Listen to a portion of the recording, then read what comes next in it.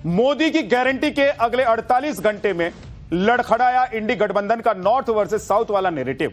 संसद में क्या गजब हो गया।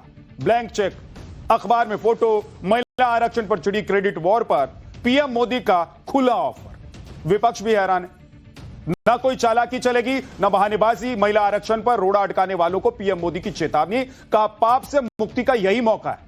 महिला आरक्षण पर अमित शाह वर्सेस अखिलेश, प्रियंका, संसद में हुई हाई वोल्टेज बहस का कंप्लीट चैप्टर अब आपको दिखाता हूं। 2 दिन से संसद के बाहर इंडी गठबंधन ने महिला आरक्षण को लेकर जो डर का माहौल बनाया था, उसे आज संसद के अंदर पीएम मोदी ने धुआं धुआं कर दिया। नॉर्थ वर्सेस साउथ के मुद्दे पर इंडी गठबंधन यह डर फैला रहा था कि बवाल मच जाएगा, हंगामा हो जाएगा, मोदी से हल्के में मत ले।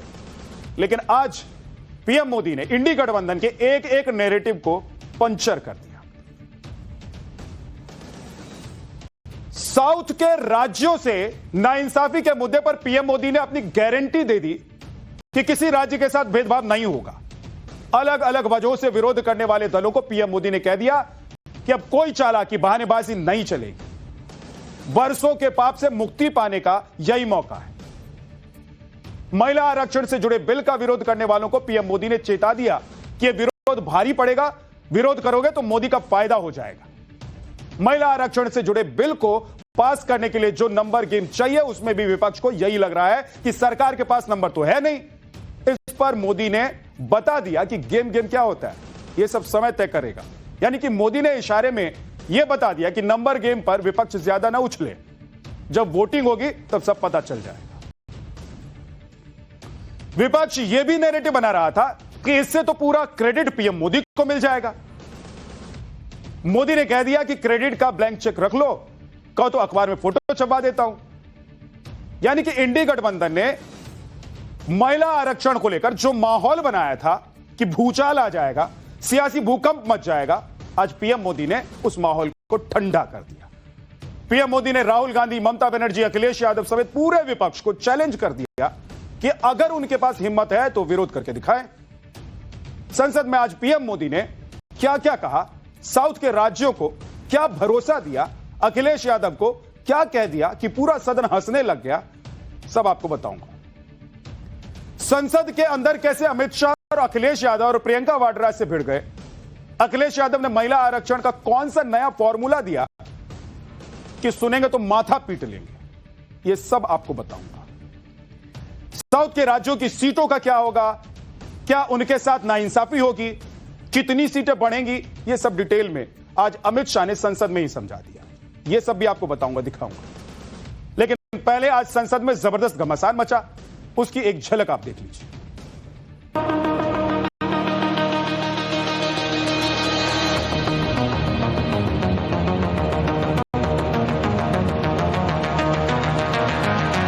धर्मेंद्र जी, मैं आपका बहुत आभारी हूं कि आपने मेरी पहचान करा दी। ये बात सही है, मैं अति पिछड़े समाज से आता हूं। अरे भाई, इनको बोलने दीजिए, वहां पर बेचारे के मुंह पे ताला लगा हुआ है, बहुत बगल में कोई बोलने नहीं देता उसको। महिला आरक्षण के नाम पर जल्दीबाजी क्यों है भाजपा की? सच तो यह है कि भाजपा जनगणना को टालना चाहती है। अखिलेश जी ने कहा जनगणना क्यों नहीं हो रही, जनगणना का काम शुरू हो चुका है। मुझे लगता है कि यहाँ आकर प्रधानमंत्री जी राहुल जी का मजाक तो बना लेते हैं, लेकिन घर जाके उनकी बातों पर गौर करते हैं। पूरी योजना बना रखी है, पूरी योजना बना रखी है। चाणक्य आज अगर जिंदा होते तो वो भी चौंक जाते।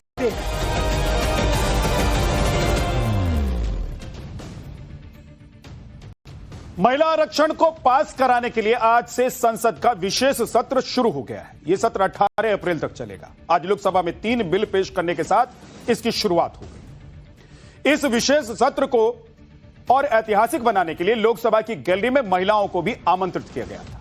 आज पूरे देश की नजर संसद पर थी, क्योंकि आज संसद में पीएम मोदी ने उस काम को पूरा करने की शुरुआत कर दी जो करीब 3 दशकों से लटका हुआ था। महिला आरक्षण बिल से सिर्फ महिलाओं को ही 33% आरक्षण नहीं मिलेगा, बल्कि पूरे देश में सीटों की संख्या भी बढ़ जाएगी। इसीलिए पूरे देश की नजर आज संसद पर टिकी रही। हर कोई जानना चाहता था कि उसके राज्य में, उसके इलाके में कितनी सीटें बढ़ेंगी, कितने सांसद विधायक बढ़ जाएंगे। आज महिला आरक्षण को लागू करने से जुड़े 3 बिल संसद में पेश हुए। ये बिल क्या है, संसद में क्या क्या हुआ, आपको एक एक करके बताऊंगा। लेकिन पहले बात पीएम मोदी के आज के सबसे अहम बयान की। परिसीमन पर नॉर्थ वर्सेस साउथ के मुद्दे को हवा देने वाले इंडी गठबंधन की पीएम मोदी ने आज क्लास लगाई। उन्होंने साफ कहा कि यह बवंडर राजनीतिक फायदे के लिए किया जा रहा है और पीएम मोदी ने भरोसा दिया कि किसी राज्य के साथ भेदभाव नहीं होगा। इस पर विपक्ष की तरफ से कहा गया कि क्या गारंटी है इसकी, तो पीएम मोदी ने कहा कि गारंटी भी ले लो। सुनिए पीएम मोदी ने क्या कहा। सिर्फ राजनीतिक लाभ लेने के लिए जो बवंडर खड़ा किया जा रहा है, मैं आज बड़ी जिम्मेवारी के साथ इस सदन में, इस पवित्र जगह से कहना चाहता हूं, चाहे दक्षिण हो, उत्तर हो, पूर्व हो, पश्चिम हो, छोटे राज्य हो, बड़े राज्य हो, मैं आज एक जिम्मेवारी से कहना चाहता हूं कि निर्णय प्रक्रिया किसी के साथ भी भेदभाव नहीं करेगी। ये निर्णय प्रक्रिया किसी के साथ अन्याय नहीं करेगी।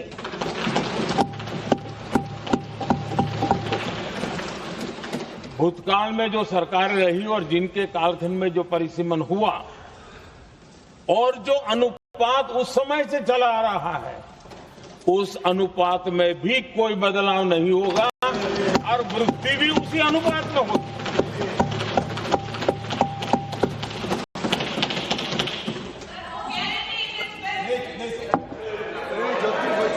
अगर गारंटी शब्द चाहिए तो मैं गारंटी शब्द उपयोग करता हूं।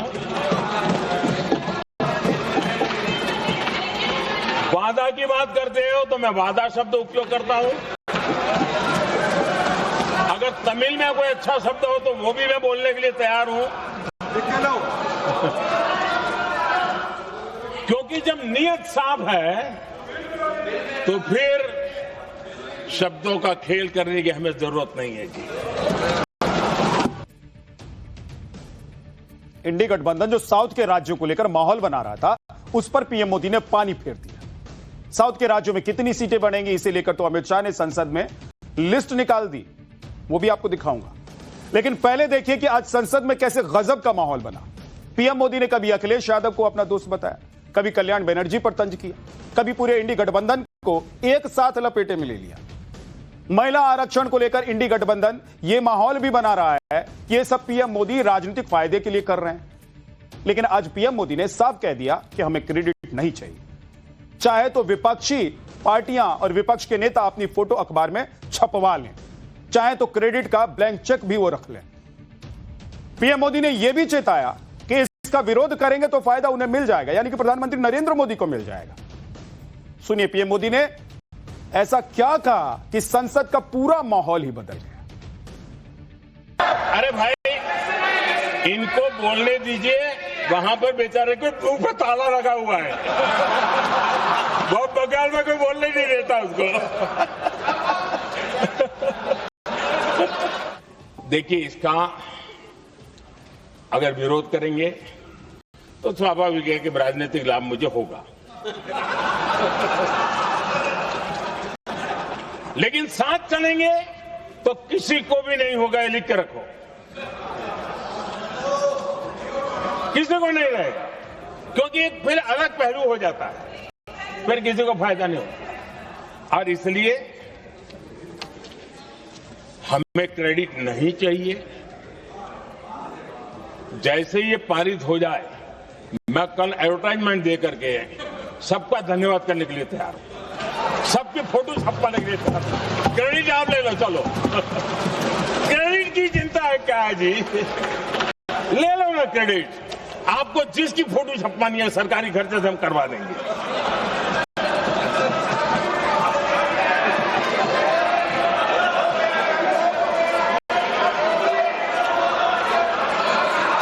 सामने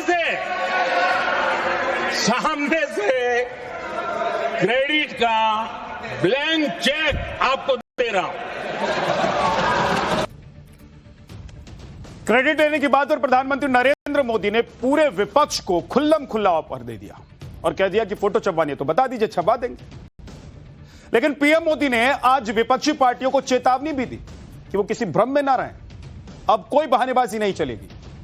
सुनिए पीएम मोदी ने क्यों कहा कि 3 दशक से चल रहा खेल अब नहीं चलेगा। मैं आज सदन के सभी साथियों को यह भी कहना चाहता हूं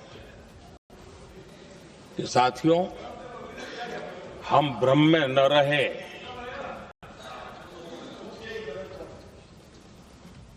हम उस अहंकार में न रहे। और मैं हम शब्द प्रयोग कर रहा हूं।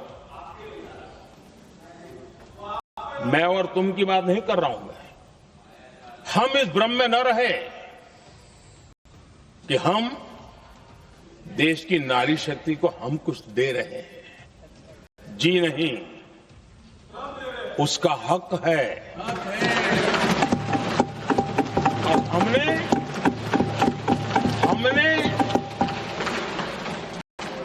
कई दशकों से उसको रोका हुआ है। आज उसका प्रायश्चित करके हमें उस पाप में से मुक्ति पाने का यह अवसर है।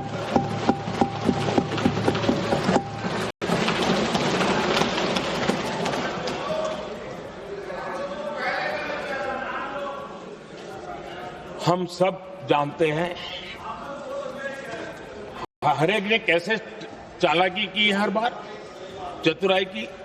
बिल्कुल हम तो इसके पक्ष में ही हैं, लेकिन हम इसके साथ ही हैं। लेकिन हर बार कोई न कोई टेक्निकल पूंछ लगा दी इसको और इसको रोका गया।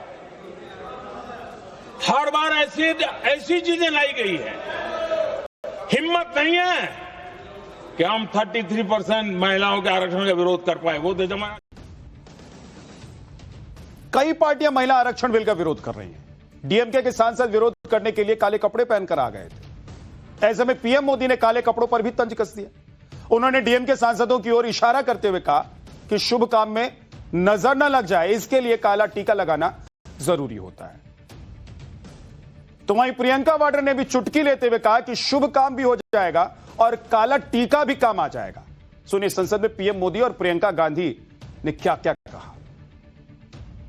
मैं लाइटर में मैं जरूर कहना चाहूंगा, हर एक के अपने राजनीतिक कारण होते हैं और पराजय का डर जरा हैरान करने वाला होता है। लेकिन अपने यहां जब कोई भी शुभ काम होता है उसको नजर न लग जाए, इसलिए काला टीका लगाने की परंपरा है। मैं आपका धन्यवाद करता हूं काला टीका लगाने के लिए। बहुत बहुत धन्यवाद। इसी में से SC ST का जो दर्जा है, SC ST में महिलाओं का आरक्षण 33% हो जाए, 1/3 आरक्षण हो जाए, OBC का भी उचित आरक्षण हो जाए, आज पारित हो सकता है। शुभ काम भी हो जाएगा, बेवजह प्रक्रियाहीन परिसीमन से देश का नुकसान भी नहीं होगा और काला टीका भी काम आ जाएगा। इस सियासी वार पलटवार के बीच आज गृह मंत्री अमित शाह ने विपक्ष के सबसे बड़े आरोप का कंप्लीट जवाब दिया। 2 दिन से विपक्ष यह आरोप लगा रहा है कि महिला आरक्षण को लागू करने के लिए जो परिसीमन होगा उसमें मोदी सरकार नॉर्थ के राज्यों की सीटें बढ़ाकर सियासी फायदा ले लेगी और साउथ के राज्यों को नुकसान हो जाएगा। लेकिन आज गृह मंत्री अमित शाह ने एक बार फिर से एक एक करके बता दिया कि दक्षिण के राज्यों में कितनी सीटें बढ़ेंगी। गृह मंत्री अमित शाह ने कहा कि तमिलनाडु की सीटें बढ़कर 39 से 59 हो जाएंगी, कर्नाटक की सीटें 28 से 42 हो जाएंगी, तेलंगाना की सीटें 17 से 26 हो जाएंगी, केरल की सीटें 20 से 30 हो जाएंगी, आंध्र प्रदेश की सीटें 25 से 38 हो जाएंगी। इसका मतलब यह है कि हर राज्य में लोकसभा की सीटें 50% बढ़ेगी, विधानसभा की सीटें भी ऐसे ही बढ़ेंगी। सुनिए अमित शाह ने और क्या कहा, फिर आपको बताऊंगा कि इस 50% वाले फॉर्मूले के विरोध में विपक्ष का तर्क क्या है। कर्नाटक राज्य में 543 के सदन में अभी 28 सीटें और सदन की 543 सीटों की संख्या के 5.15% कर्नाटक के सांसद यहां पर आते हैं। ये बिल पारित होने के बाद संविधान संशोधन होने के बाद कर्नाटक की संख्या हो जाएगी 28 से बढ़कर 42 और प्रतिशत लोकसभा में 816 में हो जाएगा 5.14। तो जरा भी नुकसान कर्नाटक को नहीं होगा। तेलंगाना में 17 सीटें हैं अभी और उनकी शक्ति 543 के सदन में प्रतिशत 3.13 है। अब उसमें 50% की वृद्धि होगी और सीटें हो जाएगी 26 और 3.13 की जगह 3.18% उनकी क्षमता। मान्यवर, अभी 39 सांसद तमिलनाडु राज्य से चुनकर यहां आते हैं और 543 के सदन में उसके प्रतिशत है 7.18% और अब 50% वृद्धि के बाद सांसद लगभग हो जाएंगे 59 और इनकी नए सदन में 816 के सदन में प्रतिशत में संख्या हो जाएगी 7.23। तो तमिलनाडु को भी कोई नुकसान नहीं। केरला में 20 सांसद है। अमित शाह जो बता रहे हैं उस हिसाब से तो हर राज्य में 50% सीटें बढ़ेंगी, यानी कि हर राज्य में सीटों की बढ़ोतरी एक समान अनुपात में होगी। लेकिन राज्यसभा सांसद कपिल सिब्बल इस पर यह तर्क दे चुके हैं कि इस फॉर्मूले से साउथ के राज्यों को नुकसान हो जाएगा। यूपी और तमिलनाडु का उदाहरण देते उन्होंने बताया कि अभी यूपी की 80 सीटें हैं, तमिलनाडु की 39, अंतर है 41 सीटों का। लेकिन जब दोनों राज्यों में 50% सीटें बढ़ेंगी, यूपी में 120 होंगी, तमिलनाडु में 59, अंतर होगा 61 का। यानी कि पहले यूपी और तमिलनाडु में 41 सीटों के बीच का अंतर था, जो अब बढ़कर 61 हो जाएगा। इसी को लेकर कपिल सिब्बल ये कह रहे हैं कि इससे नॉर्थ के राज्यों को फायदा होगा और क्योंकि नॉर्थ में बीजेपी मजबूत है तो बीजेपी को फायदा होगा। यानी कि सिब्बल ये मान चुके हैं कि नॉर्थ में कभी इंडी गठबंधन मजबूत नहीं होगा। कपिल सिब्बल जो तर्क दे रहे हैं उसमें बेसिक मैथ्स की गड़बड़ी है। वो यूपी और तमिलनाडु की बढ़ी हुई सीटों में अंतर दिखाकर यह दावा कर रहे हैं कि तमिलनाडु का प्रतिनिधित्व कम हो जाएगा। विपक्ष को झटका लगेगा क्योंकि बीजेपी की ज्यादातर सीटें नॉर्थ में ही हैं, साउथ में उनका उतना जनाधार नहीं है। लेकिन इस बात में बिल्कुल भी सच्चाई नहीं है। इसके बारे में आपको बताता हूं कैसे। तमिलनाडु और यूपी के उदाहरण से अब आपको समझाता हूं। अभी लोकसभा की 543 सीटों में यूपी की 80 सीटें हैं और यूपी का लोकसभा में 14.7% का प्रतिनिधित्व है। और परिसीमन के बाद जब लोकसभा की सीटें 816 हो जाएंगी, जैसे अमित शाह कह रहे हैं, और यूपी की सीटें 80 से 120 हो जाएंगी, तो भी प्रतिशत निकाला जाए तो यूपी का लोकसभा में 14.7% का ही प्रतिनिधित्व रहेगा। इसमें 1% की भी बढ़ोतरी नहीं होगी। इसी तरह अभी 543 में से तमिलनाडु की 39 सीटें हैं और तमिलनाडु का लोकसभा में 7.2% का प्रतिनिधित्व है। और परिसीमन के बाद जब लोकसभा की सीटें 816 हो जाएंगी तो तमिलनाडु की सीटें बढ़कर 59 हो जाएंगी, यानी कि 50% सीटें बढ़ेंगी।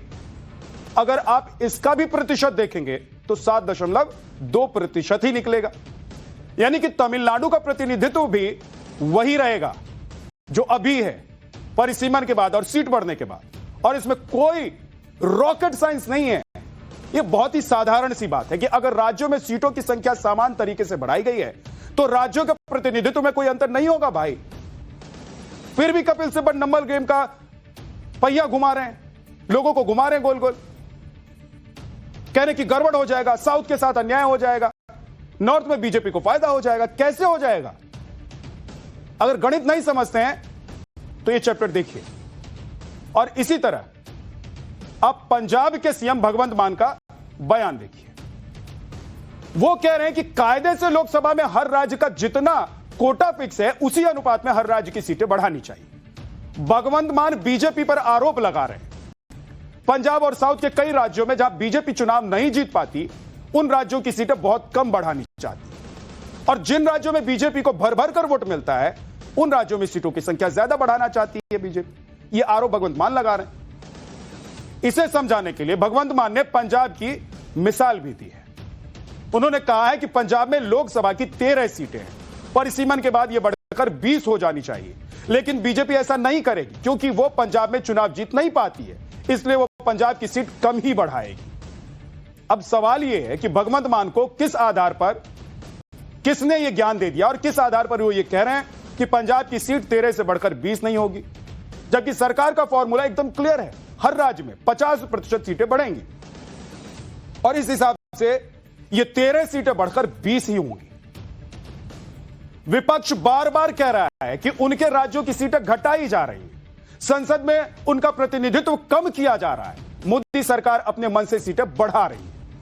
लेकिन आपको यह दिखाता हूं कि अगर मोदी सरकार अभी तक के तय मानक के हिसाब से परिसीमन कराती है तो शुद्ध रूप से जनसंख्या के आधार पर अगर परिसीमन हो रहा है तो किस राज्य में कितनी सीटें बढ़ती हैं और अभी 50% सीटें बढ़ाने से क्या अंतर आता हुआ दिखाई देगा, वो अब आपको बताता हूं। यूपी और तमिलनाडु के उदाहरण से आप समझिए इसको।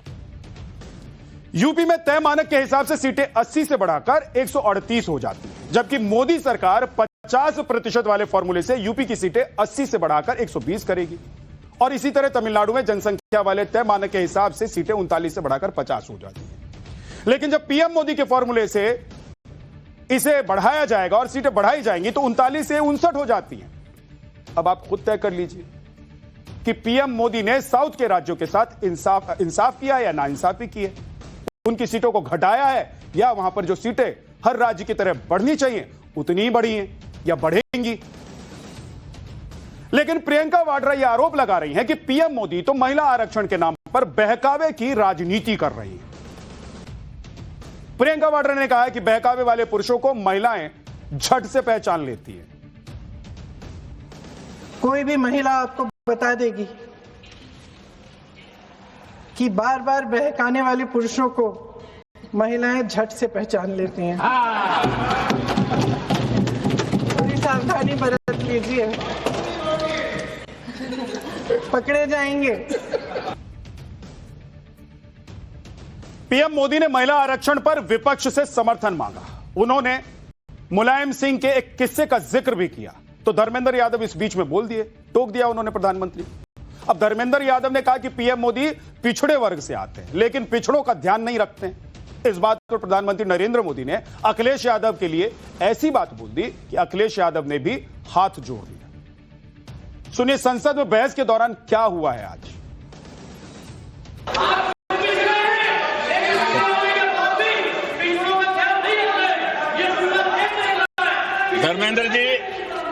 धर्मेंद्र जी मैं आपका बहुत आभारी हूं कि आपने meरी पहचान करा दी। ये बात सही है, मैं अति पिछड़े समाज से आता हूं।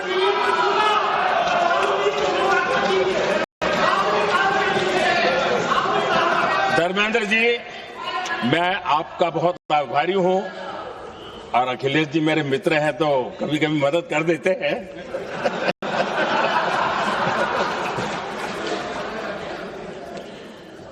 ये बात सही है कि मैं अति पिछड़े समाज से आता हूं, लेकिन मेरा दायित्व समाज के सबको साथ लेके चलने का है और यही मेरे संविधान ने मुझे यही रास्ता दिखाया है। मेरे लिए संविधान ही सर्वोपरि है और इसलिए और ये संविधान की ताकत है कि मेरे जैसा अत्यंत छोटे समाज का, अति पिछड़े समाज के व्यक्ति को इतना बड़ा दायित्व देश ने दिया।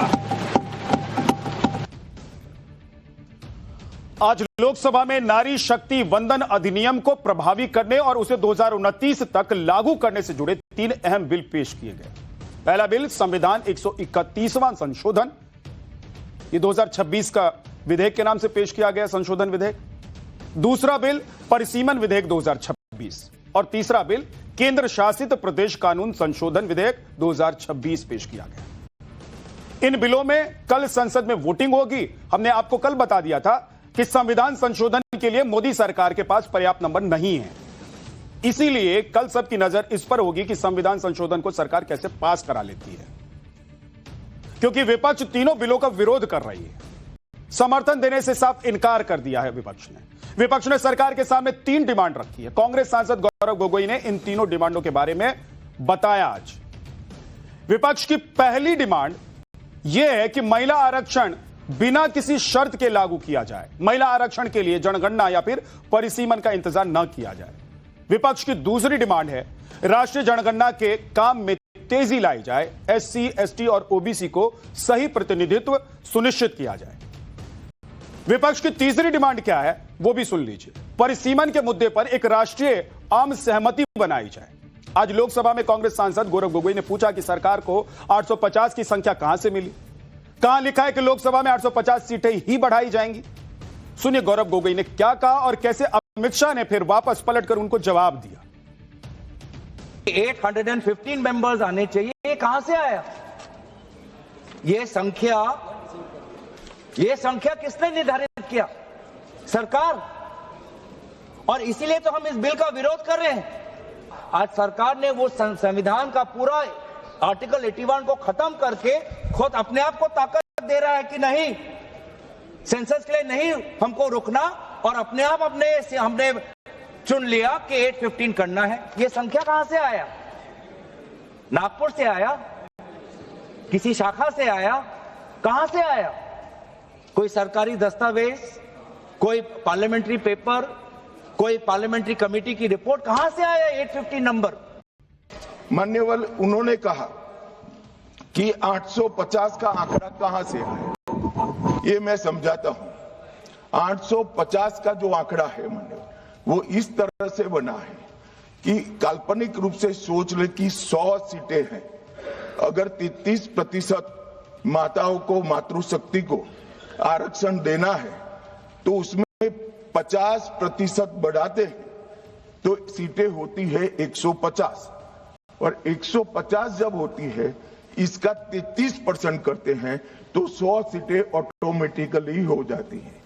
जो 543 सदस्य बैठे हैं इसमें 50% वृद्धि होगी। इसका 33% जब माताओं के लिए रिजर्व हो जाएगा तब 543 की 43 ओपन सीटें होगी जहां पर भी महिलाएं लड़ सकती। तो ये 50% इस तरह से आया है। और 850 है वो राउंड ऑफ फिगर है। 816 एग्जैक्ट संख्या होगी। ये फिर से पूछेंगे कि ऐसा क्यों किया है, तो अभी भी राउंड ऑफ फिगर जो है ये 543 नहीं है, 543 से ज्यादा ही है। सबसे ज्यादा विवाद परिसीमन को लेकर ही हो रहा है। विपक्ष कह रहा है कि बिना परिसीमन के ही मौजूदा सीटों में 33% महिला आरक्षण दे दिया जाए। परिसीमन को क्यों जोड़ा जा रहा है? अब यह समझिए कि साल 2026 में परिसीमन की बात कहां से आई। दरअसल 1971 में जब परिसीमन हुआ था तब यह तय हुआ कि अगला परिसीमन साल 2000 में होगा। लेकिन 2021 फरवरी 2002 को 84वां संविधान संशोधन करके यह तय किया गया कि अगला परिसीमन 2026 में होगा। यानी ऐसा नहीं है कि अचानक से पीएम मोदी का मूड बना और उन्होंने कहा कि चलो भाई परिसीमन करा लो। ऐसा नहीं हुआ है। परिसीमन के अलावा एक विवाद आरक्षण के अंदर आरक्षण की मांग को लेकर भी हो रहा है।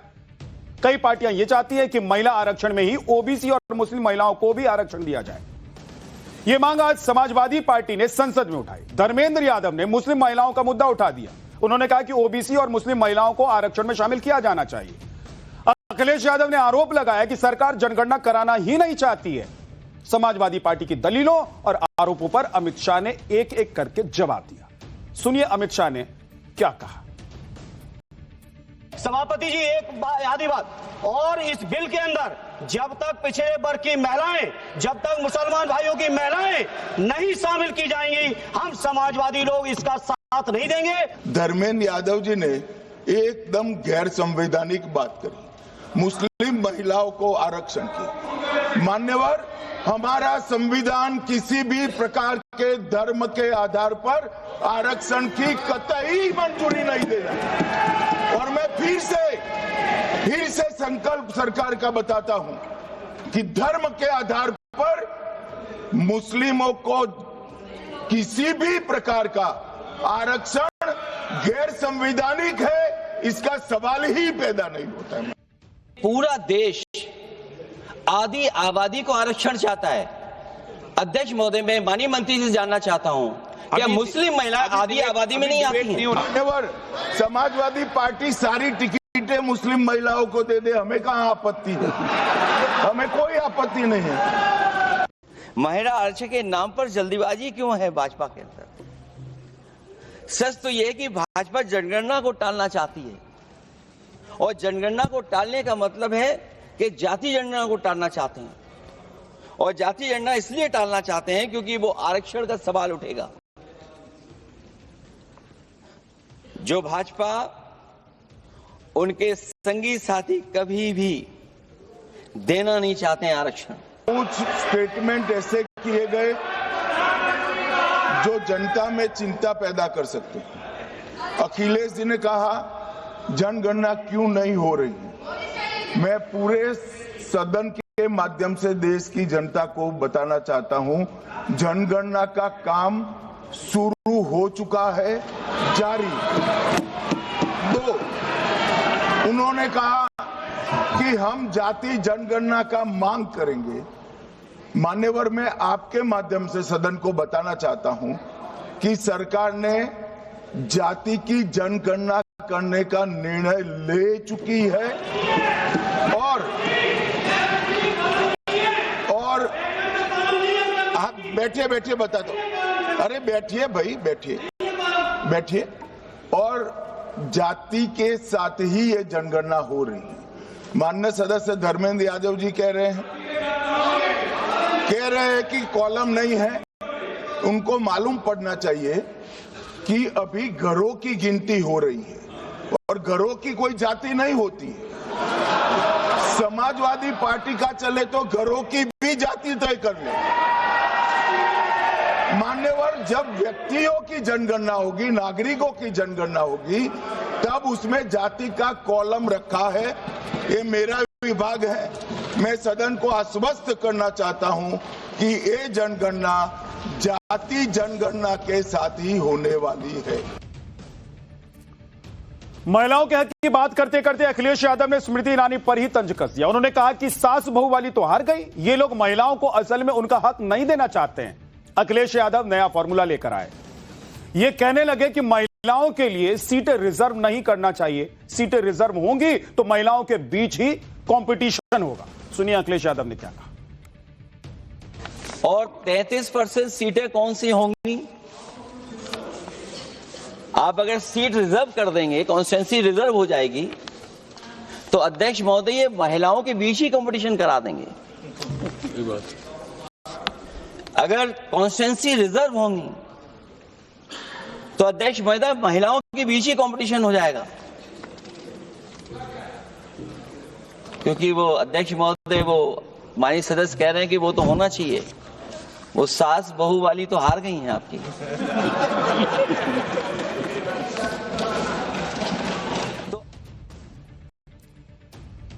अखिलेश यादव कह रहे हैं कि महिलाओं के लिए सीट रिजर्व ना करें, यह मामला पार्टी पर छोड़ दें। ऐसा करने से तो संसद में महिलाओं की संख्या 33% से भी घट सकती है, क्योंकि महिलाओं के लिए जो सीट रिजर्व है उसमें जीत कोई भी संसद में जीते, कोई भी संसद में महिला सांसद ही आएंगी। अगर पार्टी पर छोड़ देंगे तो फिर यह होगा कि महिलाएं जीतेंगी तभी संसद में आ पाएंगी। पाठशाला में अगली क्लास